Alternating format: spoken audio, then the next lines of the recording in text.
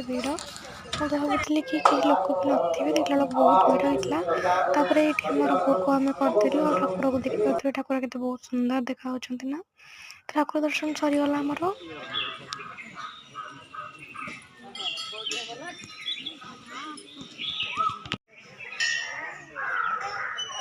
ଆମେ ଠାକୁର ଦର୍ଶନ କରିକି ପଳେଇ ଆସିଲୁ। ଚାଲନ୍ତୁ ଏବେ ଯିବା ଘରକୁ।